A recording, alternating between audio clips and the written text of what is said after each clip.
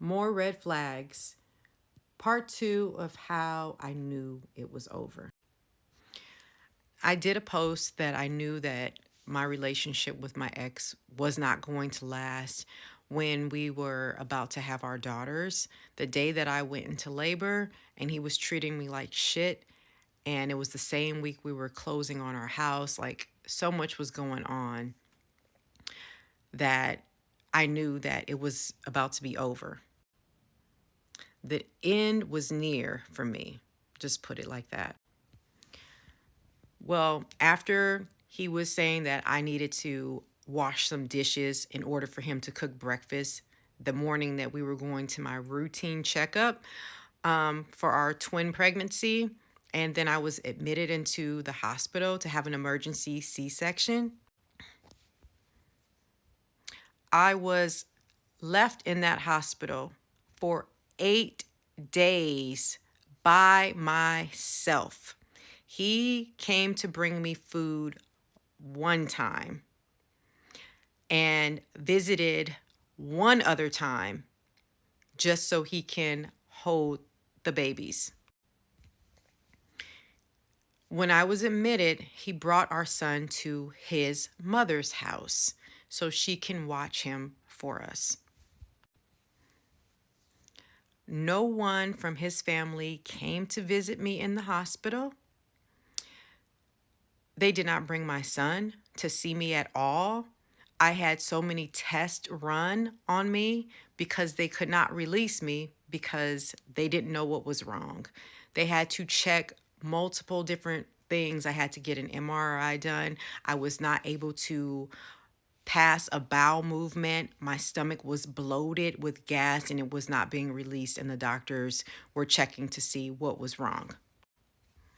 Our daughters were premature, so they were in the NICU. I could not hold my children for 2 days. 2 days it took me to be able to get up and get into a wheelchair to be wheeled down to see them. My ex-mother-in-law was texting me and getting upset because I wasn't responding while I was in the hospital and too tired to answer my phone, let alone get back to everybody that was sending me messages wanting to see pictures of the babies. If anyone has gone through an emergency C-section, I'm sure the last thing you want to do is respond to text messages. You're not thinking about text messages. After you have a child, your ass is tired and all you want to do is sleep. But the nurses are popping in and out of there, sticking your arms with a bunch of stuff, bunch of needles. I had bruises on my arm. I can post these pictures, by the way. You can't make this shit up. Anyway, my ex-mother-in-law was bothered by the fact that I couldn't respond to her. And also, she was throwing jabs at me for being weak because I couldn't walk after I had an emergency C-section. She said, I had a C-section after all of my 3 kids, and I was up walking around the next day. I said, that's your story. That's your experience. But I'm in a lot of pain. She had her son also wondering, like, why is it taking me so long to fucking recover from this C-section? As if I just wanted all this attention when you can't make this stuff up. The doctors want to release people from the hospital. They don't want to keep you in there after you've had a child. As soon as you're good to go, you're out of there. Since we closed on our house while I was in the hospital, my ex-husband went to the closing on his own. He signed off on the title. I couldn't sign my name on the title until way later on. So he got the keys to the house. They started moving our stuff in. But mind you, I had been packing our little ass 2-bedroom apartment up until it was time for me to deliver. My son, our son, and I were packing our apartment. My ex would not touch a thing. He didn't lift a finger to box up anything. And then while I was in the hospital, he said, oh, my mother's going to pack everything up. And my sister. This is what he said. So his mother and sister throw our shit in bags, garbage bags. I also have receipts for that shit too. Put the stuff in the moving van, moved everything up there. Nothing was labeled how I would have done it. And my ex was okay with it. They bring up bags with only his clothes and left mine downstairs because this is a 2-story house and I'm stitched from side to side now. But all of my heavy bags of clothes are in the living room. So we get our stuff moved in. He and his mother take off to go to the grocery store. There's no bedding for me to sit down on the bed. My realtor happened to pop up and it was just my son and I at home. The babies were in NICU at the hospital, okay? And my realtor is just like welcoming us. She brought over a welcome gift, but she saw me in tears, crying because I was freezing and I didn't have any sheets on the bed. My realtor left and went to her house to get the things that she saw that we needed immediately. She made my bed for me and brought me some food because I was also hungry and I needed to take my painkillers. And when my husband and his mother came back, they were vexed because someone had come and helped me and take good care of me while they were taking their sweet fucking time at the grocery store.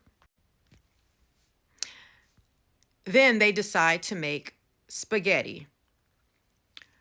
And once they were done, my husband came upstairs and he said, dinner's ready.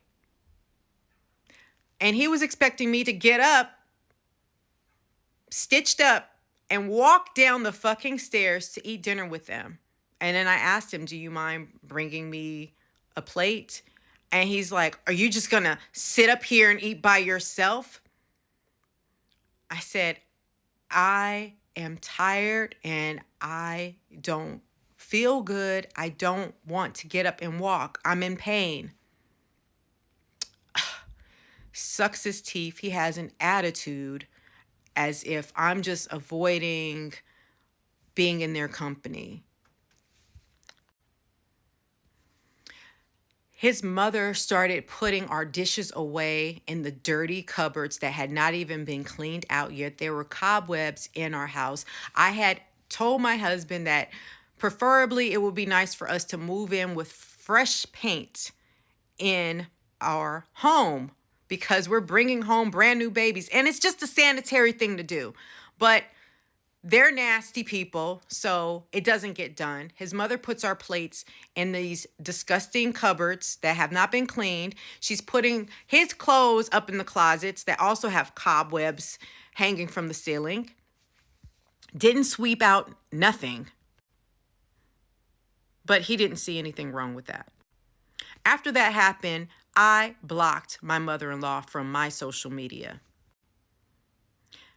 And I wasn't speaking to her. I was not responding to her text messages because I knew that she didn't like me and I wasn't going to pretend that I was cool with her ass. So she took it upon herself to go complain to his siblings about me being immature. I blocked her and she should be able to see her grandkids on my page. And I'm like, you don't have to be following my social media. I'm not stopping you from seeing your grandkids, period. But bitch, I'm not rocking with you. I told her how I felt and I did not appreciate how she treated me. Talk about gaslighting and emotional abuse all across the board. That narcissistic person gets it from their narcissistic mother, and their whole family will gaslight you as if you're the bad guy.